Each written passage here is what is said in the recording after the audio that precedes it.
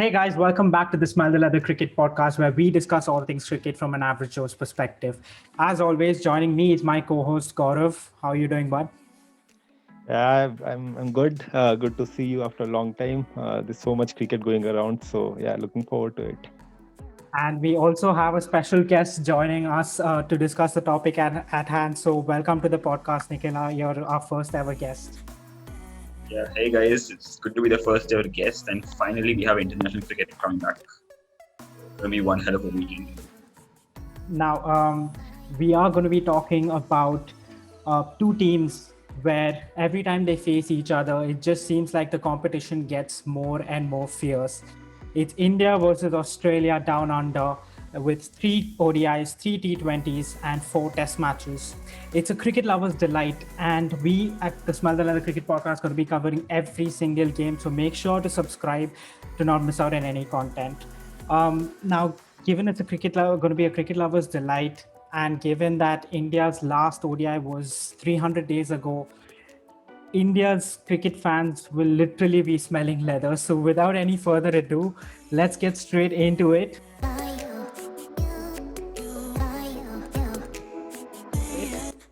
And let's start off with our squads. And guys, we can talk about India's squad to begin with. Yeah, Nikhil, you wanna go ahead? So I think the squad of India is more like a batting dominant squad because you already have Shikhar, Virat, and Shreyas and Rahul, who are the most consistently performing in the team, and then you also have Mayank, Shubman Gill, Manish Pandey, Sanju Samson, who might or might not get a chance because Mayank is definitely going to storm the opening position Shikhar. So the top five is like Mayank, Shikhar, Virat, Shreyas, and KL. Of course, you have Hardik Pandya at six to give something close. I think the bowling is a bit of a concern for them because I don't think they're going to get down with 5 or 6 bowlers. It's going to be 5 bowlers with Navdeep Saini, Jasprit Bumrah, Mohammad Shami, Jadeja, and Chahal. So I think all the three games, the decision is going to be to bat first and get a big score. So that's what I feel about the India squad. And what do you guys think? Yeah, look, the first thing that strikes in that squad is the absence of Rohit Sharma. I believe we keep talking about Kohli's absence in the Test squad, and it's very much talked about. I think Rohit's absence is as big as Kohli's absence in Test matches. The reason being, we have seen Rohit's performances in Australia, and especially the pace attack. He enjoys the ball coming onto the bat or the Australian pitches, and yeah, Rohit's absence is massive, I believe. But the good thing is Mayank's form has been great, and Indian side would be backing him to continue that form from the IPL. The other the other problem for Indian side is the lack of all-rounders. They don't have any other option but to go in with 5 bowlers, and don't think they would leave out Hardik, especially with the lack of firepower down the order, especially with Rishabh Pant not being in there. So yeah, that's one concern. Other than that, it looks a good squad. Their pace battery is right up there with the Australian side. Bumrah, Shami, and even the third pacer Saini or beat Shardul Thakur as well. But there's been talks about rotating the fast bowlers. Ravi Shastri has spoken about it. So we might not see all three of them playing each of the ODIs, but still they have the backups, good enough backups. For the spinners, Kuldeep, I don't think he would be getting chances, at least for the first game. Jadeja has shown enough potential with the bat, and more often than not, he gets over with his quota for 10 overs. So, yeah, I mean, looks a well-balanced squad. The all-rounder spot is the one worry for them. That makes sense. Now, KL Rahul, he's the vice captain. And given his IPL form, where at the top he was just belligerent and teams were just finding it hard to get him out, you see a case where KL Rahul comes to the top of the order and maybe bring in a Sanju Samson or someone at number 5 to replace him. Yeah, see, personally, I would love to for him to open, but don't see that happening because you'd want to see this series as a long-term option as well, because once Rohit's back and there's been so much chopping and changing with Rahul's position now that he has done well at number 5, and so you'd want to give him a longer run there. and probably try and see for a backup opener in case Rohit or Shikhar is unavailable for the future as well. So beat Mayank or Shubman Gill. Mayank Agarwal would be their first choice, I believe, and Rahul with his wicket keeping option and his batting performances at number 5 has been great. Not only the runs, but at the strike rate at which he has scored. If I remember, he scored 80 of 54 and 112 against New Zealand, which was great. So don't see the Indian side changing with that in Rahul's case. Yes. So now that we've spoken a little bit about positions and everything, let's sort of move into what we think could be an ideal 11 for India. So let me just get the ball rolling. So I think we can all agree that Dhawan, Agarwal, Kohli, Shreyas Iyer, KL Rahul. This is going to be the top 5, right? Now moving Very much. down, what do we see India going with? I think it's going to be Hardik a 6 for sure because, like Gaurav said, the firepower. Because KL has scored a lot of runs at number 5 against Australia and New Zealand in a series that was just concluded before the pandemic started. And obviously, you need firepower. Imagine having Rahul, Hardik, and Jadeja here 5, 6, 7. I think that's really a very good situation for them to be there. And then moving on, you have your bowlers. You have Yuzvendra Chahal, you have Jasprit Bumrah, Navdeep Saini, and Mohammad Shami. So I think it looks like a good, balanced lower order and deep lower order. Or do you see a case for, say, Kuldeep coming in place of Chahal, or are you going with Chahal in the spin bowling department? I think they would be tempted to go in with Kuldeep given the big boundaries of Australia, but then again, because of the long tail that Indian team has, I don't think they'll go in with 3 spinners because Jadeja is a sure shot and so is Chahal. Plus, you would want 3 seaming options. So not for the first game at least. The one difference that I see from Nikhil's squad is probably they can go in with Shardul in place of Saini because post Jadeja, so Jadeja comes in at 7. So post that there's not much batting.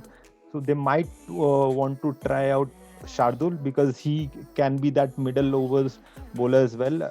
Shami and Bumrah can bowl in the death as well as opening overs as well. So that's a tempting option. He gives in something with the bat as well. Other than that, it's pretty much the same squad for me. So it's either a case of Saini or Shardul.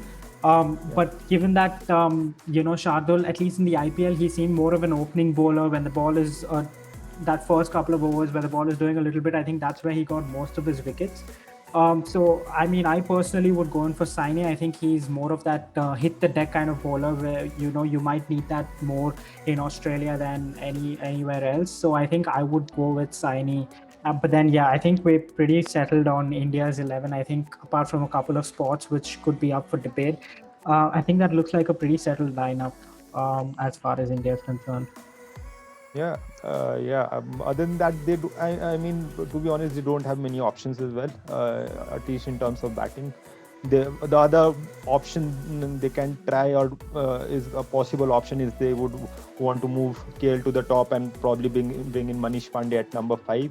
But then again, they want to stick to the position they've given to KL Rahul and would give him the longer run at least. I mean for 7 or 8 games at least.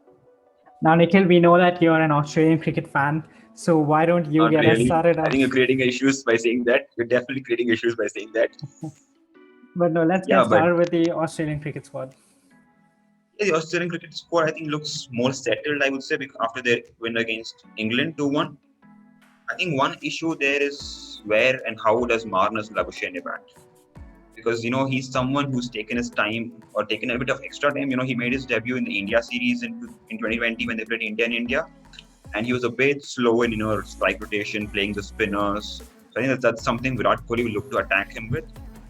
In place of him, I think I see Matthew Wade batting there because he's someone who's not afraid to strike the ball. He's got a very good record in Australia, especially in the Big Bash. So Finch, Warner, Smith, Wade, Maxwell, Stoinis, that looks like a very good batting lineup. And obviously the bowlers, Mitchell Starc, Adam Zampa, Josh Hazelwood, or they came to Ashton Hager and finally Pat Cummins, who had a very good second half of the IPL. So yeah, I think there's more of a balance there because they've played one-day cricket, but I think they're playing India, so anything can happen on that day. That seems fair. Gaurav, what are your thoughts on Australia's squad? Yeah, my 11 looks quite different from that. I would stick with Lavishin, given his potential. I mean, he averages 43. That's not bad for starters, and with just the quality of the player, you'd want to back him. Also, would like. I mean, I'm backing Kyrene ahead of Wade because he's been a more regular member of the ODI squad, and so it's Finch, Warner, Smith, Labuschagne. 5 is Carey, 6 and 7 is Shoinis and Maxwell, and then the 4 bowlers. The last series they had, I think Mitchell Marsh as an all-rounder, and they don't have him. I think it's a toss-up between Agar and Sheen Abbott. Actually, I don't see all the 3 fast bowlers, Cummins, Hazelwood, and Stark playing together because they would have Zampa, given the record against Indian batsmen, and especially with Virat Kohli struggling against leg spin. So they would surely want Zampa to be in there. And I think they would go in with Sheen Abbott because normally Australia likes to go in with 4 seamers, the fourth being Stoinis, obviously. So the top 7 covers 10 overs from possibly 10 overs from Maxwell, and Stoinis, you have got your wicket keeper out of the way. Looks a more settled squad in terms of balance than India's side. Now, I personally think Australia would want to play their 3 quicks in tomorrow's game. Given, I mean, it's Mitchell Stark has had his rest, and Hazelwood has played a few games in the IPL here and there, and Cummins is coming off a good second half of the IPL, as Nikhil said. So I think at least for the first ODI, they would want to go in with their all-out pace attack with the 3 of them, Zampa, and then, as you said, Gaurav, Stoinis and Maxwell covering the rest of the overs. That's the only change I see from your particular squad. But yeah, I mean, other than that, Australia, as you said, looks like a more settled lineup than India. I would really like to see Ashton Agar play for some reason. Even he's a left-arm spinner. Australia's big boundaries at the SCG. Imagine he's bowling to KL and Hardik. In those mid 35 to 40 overs, I think it will be really challenging how they play. Even Kohli's not got a very good record against left-arm spinners. You never know. Where do you see him slotting in, though, in the lineup? I see him instead of Hazelwood. It's going to be so the bowling attack is going to be like Zampa, Stoinis, Stark, Cummins, and Agar. Okay, that's an interesting take. Yeah. And we know that cricket is a team game, but there are also battles within battles. And speaking of which, let's move on to our next section, which is our key battles. So, Gaurav, why don't you start us off with one key battle or more than one? It's your choice that you're looking forward to. That's a difficult one, right? I mean, so many top players going hard at each other, some of the top players from the world. But the one I'm looking forward to is Chahal versus Maxwell and Stoinis.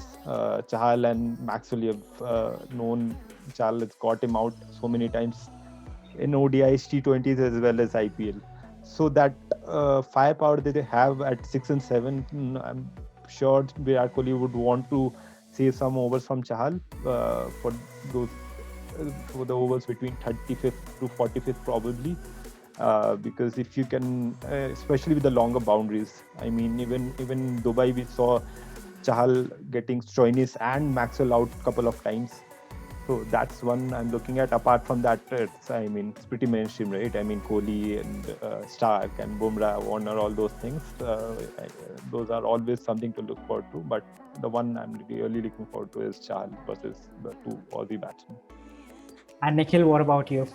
What are your picks? Like he said, like Gaurav said, everybody will come hard at each other. But I think there are 2 battles I'm looking forward to. One is going to be Bumrah versus Warner. Bumrah is someone who bowls to the new ball hard, hits the dead hard. It's going to go away from Warner, which is his weakness. So that's going to be one. Second is going to be, of course, the much anticipated one, Stark versus Kohli.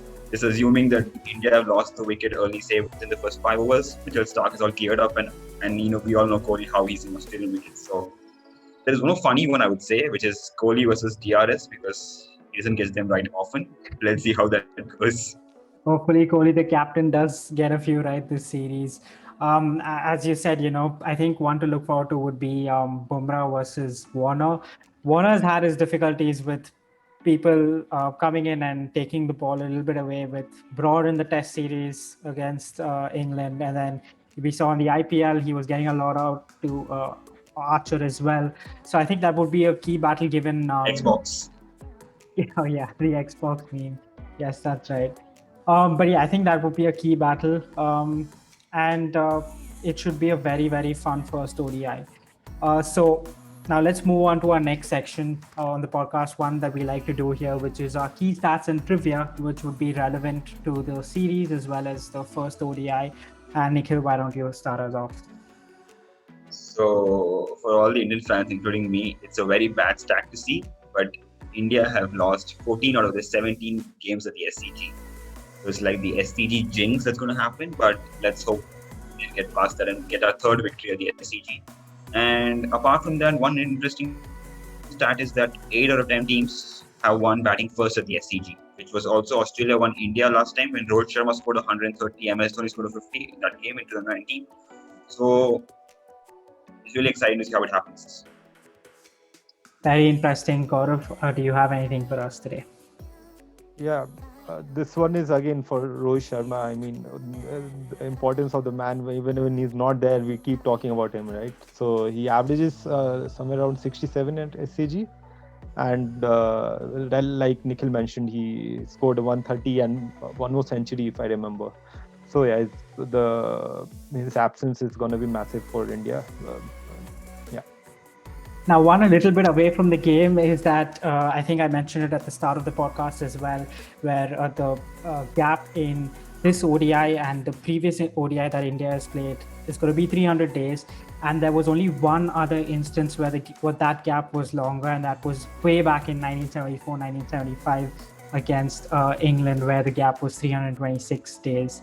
But yeah, that's all we have for our key stats and trivia section. And finally, let's move on to the match predictions for the day. So, Gaurav, are you going for India? Are you going for Australia? Let us know. I am not going for any team. Trust me, this is a very difficult one. I think both the teams are evenly matched, to be honest. Because of Rohit's absence again, I think, and the all-rounders that Australia got, they have the upper hand in terms of balance. But still, I think it's an evenly matched contest. I don't know. I would still go with India. I should still go with India for the first ODI. Yeah. And Nikhil, our designated Cricket Australia fan, who are you going to be? I'm not a Cricket Australia fan. You have to stop there, please. People are going to unsubscribe your channel then. But coming to the predictions, I think I'm going to say 50-50. Like Gaurav said, both the teams are equally balanced at some way or the other. So 50-50 is what I'm going with. No, guys, come on. You've got to give us. Gaurav gave us a prediction. He said India. He's leaning towards India. What are you leaning towards? Okay. I'm going towards Australia. Okay. As I said, our designated Australian fan. No. But any particular reason? But Adit, you can't get to. Yeah, sure. Go on. Expected reasons, because one is those later middle order where they have Stoinis, Maxwell, Carey. You can expect a lot from them, and also because their bowling looks much settled. They really have a 6th and 7th bowler option, unlike India, who will have only 6th bowler or only 5 bowlers because Hardik can't bowl, and there's no news as such on Hardik as such. So 51 Australia, 49 India. That makes sense. I'm going with Australia as well. It's down under. It's down under. I think they're going to go all out. You'll see a very red-hot Australia, but obviously India is going to match them on many levels. But I feel like Australia is going to get the edge in the first ODI at least. And that sort of wraps up our preview of the first ODI for the India-Australia series. Please be sure to subscribe to the channel, because we'll be putting out more content covering every single game of this all-important series, the most important series of 2020. And so one thing, I would like to mention is we forgot to discuss about that the fans would be in the stadiums again. So that would be experience. Fans are back. Yeah, the fans are back. I guess 50%. So, I mean, this is what we were waiting for. I mean, it gives us that experience to watch games like before as a viewer, and even for the players, especially the Indian players. I mean, we know how loyal their fans are and how supportive they are wherever they go. So, it should be a great experience watching this series. It's going to be a cracker of a series. And thank you so much, Nikhil, for your time on the podcast. Thanks a lot, Gaurav. Hope to see Thank you you guys guys for having me. It soon. was fun talking to you all. But yes, just for the record, I'm not a nostalgia fan. It's just a prediction for this game. And so is Adit, I guess. Oh, okay, let's not talk about that right now. And thanks a lot, Gaurav, for your time as well, as A usual. lot. Thanks a And lot. thanks a lot, guys. Please make sure to subscribe, as already mentioned, and see you guys later. Bye bye. Bye. Thanks, guys. Cheers.